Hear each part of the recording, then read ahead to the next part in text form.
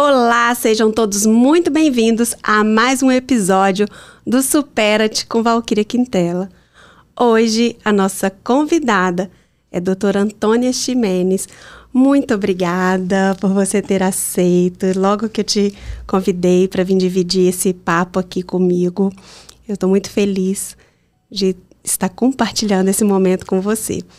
Vamos contar aqui um pouquinho. Quem é Antônia Ximenes e de onde ela vem? Obrigada pelo convite. Eu venho do interior do Ceará, um lugarzinho chamado Macaraú. São 4 horas de viagem da capital, Fortaleza, né, para o interior, chamado Macaraú. A Antônia foi uma menina que foi criada na roça, né, com os pés no chão, vivendo abaixo da linha da miséria. A gente não tinha um sabonete, a gente não tinha uma pasta de dente. Eu vim escovar os dentes com 15 anos de idade. Nossa! E uma família de 7 irmãos. E eu sempre fui como eu posso dizer, não uma insatisfeita, mas aquele não era o meu lugar. Desde muito nova eu dizia: minha mãe, eu vou embora desse lugar e a gente vai ter uma vida melhor. Essa é a Antônia. Foi lá que eu nasci e é aí que a doutora Antônia começou. Desde muito nova, com uma vontade muito grande de mudar não só a minha realidade, como a realidade da minha família, da minha geração. Eu tenho um compromisso de mudar a minha geração, a geração dos meus sobrinhos, para que eles tenham uma vida bem diferente da que eu e os meus irmãos tivemos. Antônia, fala aqui comigo. Você ficou lá até quanto tempo? Eu fiquei até 15 anos. Quando chegou a energia elétrica, eu fui embora. 15 anos? Até os 15 anos. Aí eu fui levada pelo tio da minha mãe para o Rio Grande do Norte. Virei doméstica da casa dele e da esposa dele com 3 filhos. Eu estava fazendo meu 2º grau lá. No último ano, ele, de forma muito agressiva, ele começou a tentar ter relações sexuais comigo, né? Abusos sexuais. Uhum. O seu tio? O meu tio, né? E a minha irmã tinha casado, tinha vindo morar no Rio. Aí eu aproveitei o final do 2º grau e vim pro Rio morar com minha irmã à época. Aí você tinha quase 18 anos. Quase 18 anos. Mas eu sofri bastante tentativas de abuso e minha tia sabia, né? E ela só respondia para mim que ela era muito católica, que ela não podia largar o marido, não podia fazer nada. Que ela tinha conhecimento do que ele fazia. Entendi. A gente já começou assim, né? Então tá. E aí você veio pro Rio? Aí eu vim pro Rio de Janeiro morar com minha irmã, que tinha acabado de casar, né? E a minha irmã morava em São Gonçalo, numa área dominada pelo tráfico, né? Até os dias atuais. Eu fui... Naquela época era jornal, a gente procurava emprego, né, pelo jornal, lembra? Lembro. Aí eu peguei um ônibus e fui pro centro do Rio, né? De São Gonçalo pro centro do Rio, procurar emprego. E consegui. Um salão de beleza, eu comecei lá, era auxiliar da cabeleireira, né? E fiquei ali quase um ano, né, lavando cabelo, pintando, ajudando ela, sem carteira assinada, né? Isso há 30 anos atrás, sem carteira assinada, sem dinheiro de passagem, mas a gente, né, trabalhava. Mas você estava se movimentando. Estava me movimentando. Começando o movimento. Estava me movimentando e com muita vontade de estudar, né? Eu sempre quis estudar. E dali eu acabei conseguindo um trabalho no escritório, onde eu fiquei bem 7, 8 anos, trabalhando lá como secretária, né? E ali... escritório de advocacia? Não, era um escritório de exportação. Ah, sim. Você sabe que eu sempre fui louco pela advocacia. E eu fiz um teste para um escritório de advocacia ali na Rua da Quitanda, 30 anos atrás, antes de eu entrar nessa outra empresa. E naquela época a gente fazia teste de datilografia. Lembra? Eu fiz o curso das 3 máquinas. E o dono do escritório me colocou para fazer aquele teste. Eu passei em tudo, porque eu tinha feito todos os cursos do Senac, todas as máquinas. É legal, né? E quando ele foi fazer a entrevista final comigo, ele falou assim para mim: não posso te contratar. E eu louca para ficar ali, porque eu já era o que eu queria, já era advocacia, né?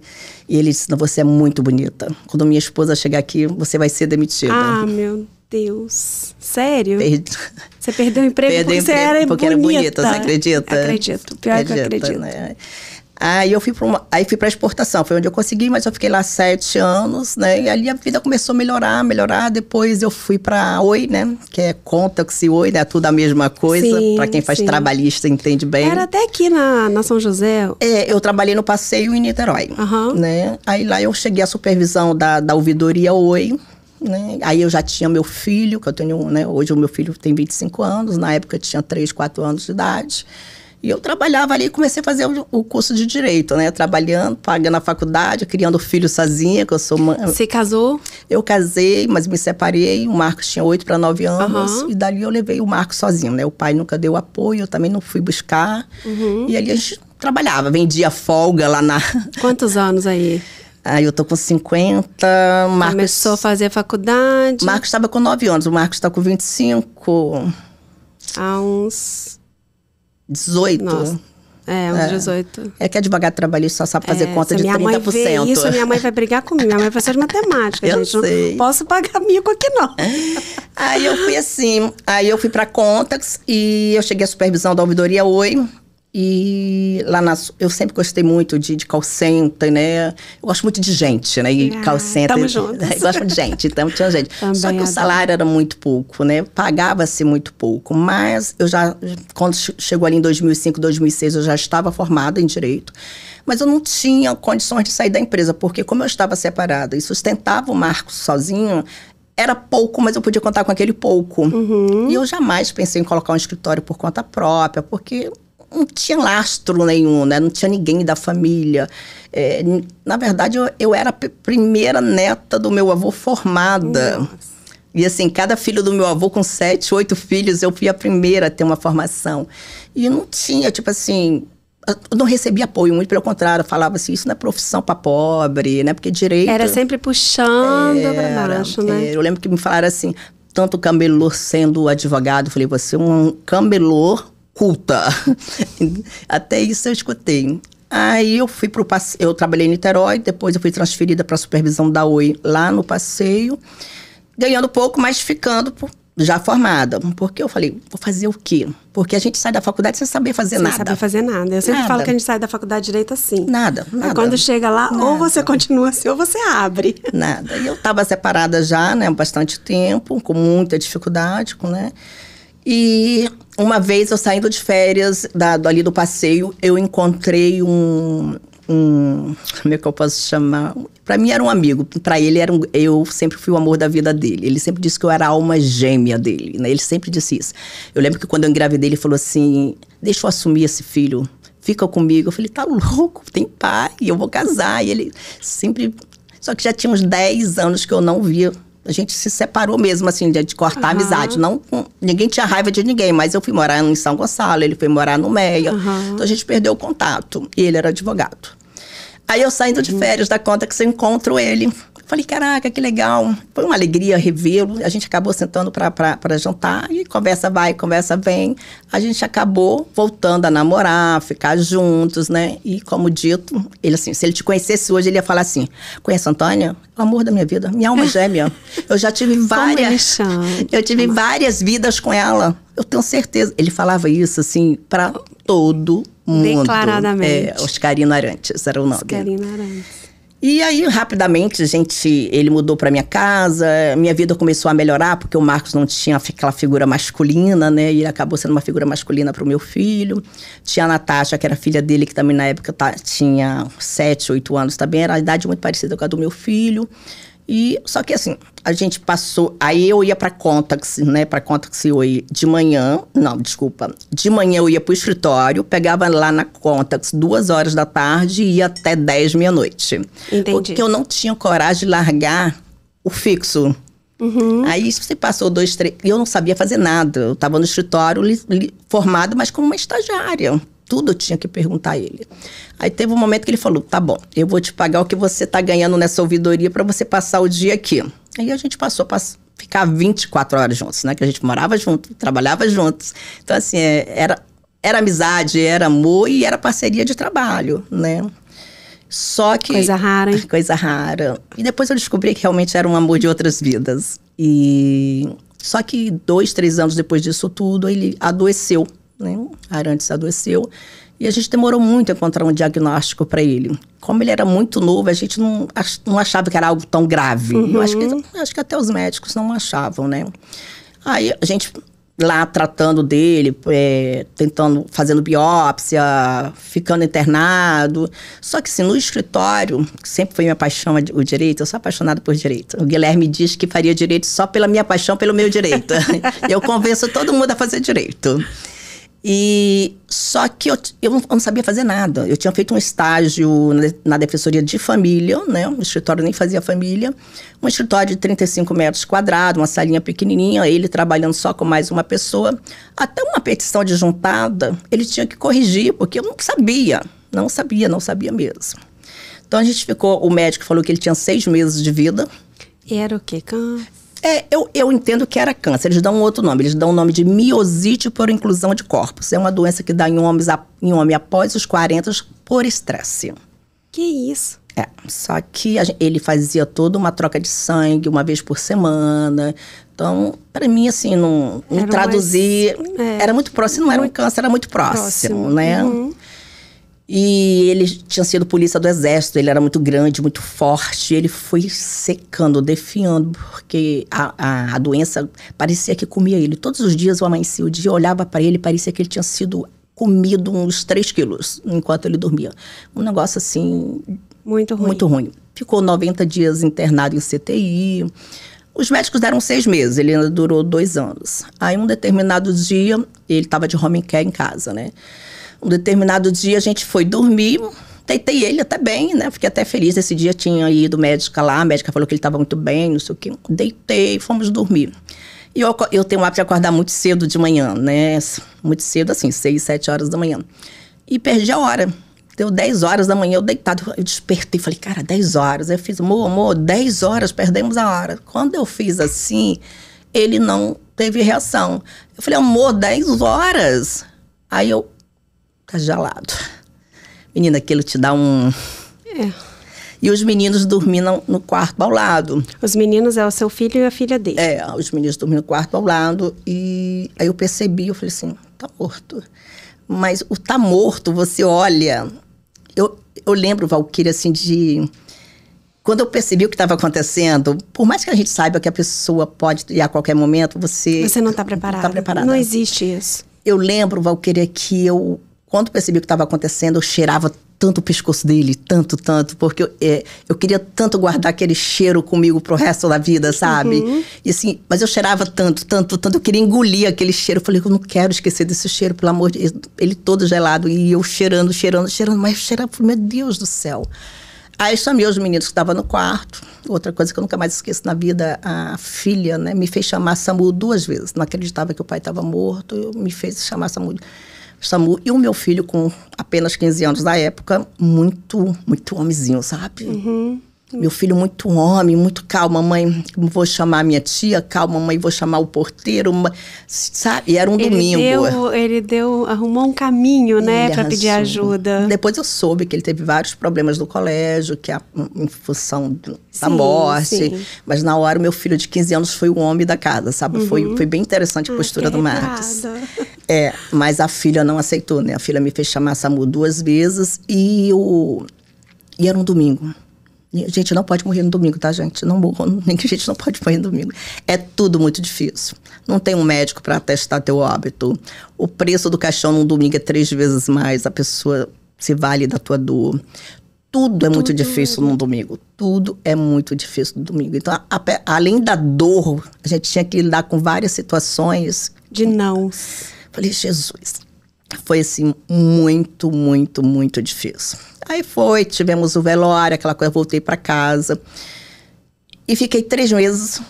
Guilherme voltou para casa comigo, passou uma semana comigo, né, Guilherme? Você é meu amigo de 20 anos, meu irmão. E eu fiquei 3 meses que eu não sabia nem qual era meu nome. Se você falasse assim, fala teu nome completo, eu não te diria meu nome. E para mim, tinha assim, porque como eu tinha perdido o meu marido, o meu amigo e o meu chefe. Tudo. E eu não sabia advogar. E eu falei, vou fazer o que da vida, né? E entrei naquela depressão e depois de 3 meses, uma determinada tarde, eu vi os meninos sentados na sala, os 2, e os 2 muito tristes. E o Marcos tem pai, obviamente que tem, mas um pai que não é presente. E a Natasha tem uma mãe que também não era presente. Tanto é que 30 dias depois que ele faleceu, a mãe perdeu a guarda dela por maus tratos pra gente. Entendi. Então, eu falei, gente, se eu não me levantar, a Natasha não tem mãe, o pai já se foi, o Marcos não tem um pai presente.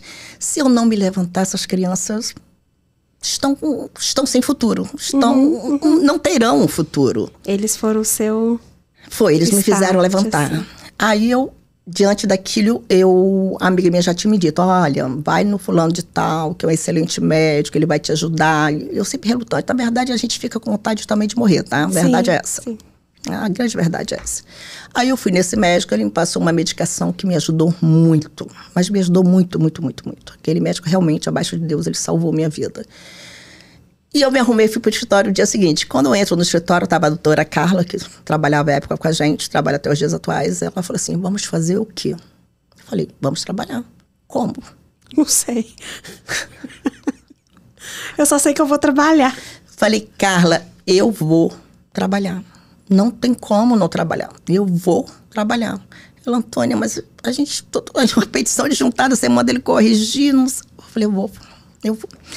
Aí eu acabei que eu tive que deixar essa sala era dele, uma sala de 35 metros quadrados, mas tinha uma ex-mulher com filha menor, aí tem aquela confusão de testamento, eu não quis problema nenhum, sair da sala. E Deus foi tão bom na minha vida que no 6º andar tinha um outro senhor que também era advogado, que queria alugar sala, que estava indo para o Espírito Santo, toda mobiliada. Eu falei, nós vamos para lá, Carla, vamos para lá. E ali a gente começou de verdade a advogar. Eu virei advogada ali, porque antes eu era auxiliar de um advogado, né? Sim. E eu comecei a trabalhar muito. Eu sempre falo, eu sentia muita dor. O remédio me melhorou muito, mas eu sentia muita dor. E eu tinha que ser muito forte por causa de Marcos e de Natasha. E cliente não quer saber disso. Não. Ele ficou 90 dias internado, eu atendia cliente dentro do CTI, e eu falava assim, meu marido está no CTI, eu estou aqui com ele. Teve cliente que falou, eu quero saber do meu processo, doutora. Infelizmente, a gente enfrenta esse tipo de situação. Então, eu tinha que ser muito forte pelas crianças, mas tinha que ser muito forte diante de cliente, porque se a gente mostrar fraqueza para um cliente, não importa o motivo. É verdade. Infelizmente, né, é o ser humano. Há clientes e clientes, né? Mas tem sim. Né, tem. Eu enfrentei muito essa dificuldade. Até porque os problemas dos clientes não param. Não param. Os prazos não suspendem. Nada para. Nada para. Eu costumo dizer que a vida não vai parar para você ficar bem. Você tem que continuar andando mesmo mal, porque a vida não vai parar. É verdade. E o maior exemplo é esse, o fato de eu não estar bem, o juiz não vai me dar um dia mais de prazo. Não vai. Então, mesmo não estando bem, segue a tua vida. Por quê? Porque nada vai parar porque você não está bem. Verdade.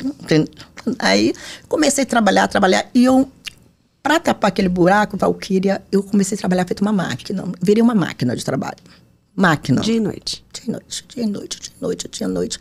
Mas era uma máquina mesmo. Tipo assim, de você não ter sentimento, eu comecei a não ter, sabe, de você se beliscar e falar assim... A dor era tão grande que era... Mas eu trabalhei muito, muito. Aí veio a reforma trabalhista em 2017, que a gente teve que estudar dobrado. Eu aproveitei, eu comi os livros, comi os cursos, trabalhei. E graças a Deus chegamos aqui em 2025, né? A época que o Arantes faleceu, ele tinha uma remuneração em média de R$10.000, né? Você pode colocar aí 120 mil ano.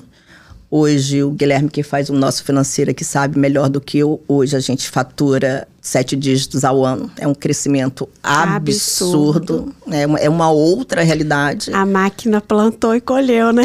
Eu saí de São Gonçalo, de um apartamento de 250 mil, fui morar na orla da praia de Piratininga.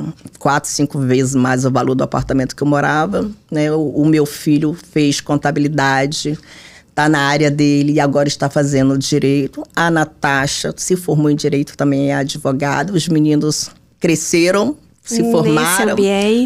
Nesse ambiente tem suas profissões, estão criados e assim, eu me sinto muito realizada.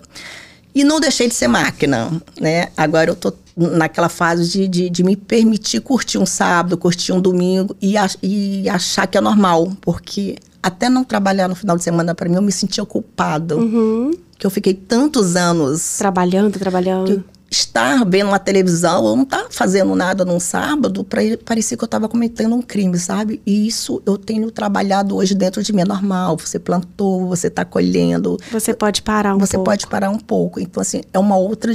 Hoje eu estou vivendo uma outra dificuldade, que é me permitir parar. Mas a minha grande superação, que eu considero na minha vida, eu vim de uma pobreza muito grande. Mas eu sempre soube que a educação ia me tirar da pobreza, desde muito nova. Minha mãe, eu lancei um livro ano passado e ela deu um depoimento. Qual o nome? Além do Limite, é sobre dispensa discriminatória. A minha mãe falou assim, ela disse que um dia ia ter uma casa bonita com uma empregada doméstica ainda. Minha mãe dando depoimento. E ela disse que eu falava isso com 8, 9 anos de idade. Entendi. Então, eu sabia que aquela pobreza ia ser superada, mas superar perda de uma morte, de um marido, de um amigo, de um chefe, tudo junto, né? Você perde o marido, mas você não tem um emprego. Você perde o chefe, mas ainda tem um marido. Eu perdi tudo de uma vez e fiquei com dois adolescentes, né? Uhum. E eu acho que foi uma superação muito maior do que a sair da linha da miséria. Entendi. Eu entendo, eu tenho certeza que foi a maior superação que eu já passei, Valquíria, foi essa. E eu costumo dizer, Valquíria, que quando eu falo de morte, o meu caso foi a morte mesmo, né, de enterro. Mas muitas pessoas que podem estar nos escutando nesse momento estão passando pela morte de um divórcio. Pai. Os lutos são vários, né? É luto. Os lutos são... luto é luto. E eu passei isso com 40 anos de idade. E é uma outra coisa para nós mulheres, que a gente acha que com 40 anos não dá mais para fazer nada. Eu fiz tudo depois dos 40. Tudo que eu tenho de bem material, intelectual, veio depois dos 40. Porque eu tive que estudar tudo de novo, eu tive que criar uma profissão, porque eu não era advogada, só simplesmente tinha estudado.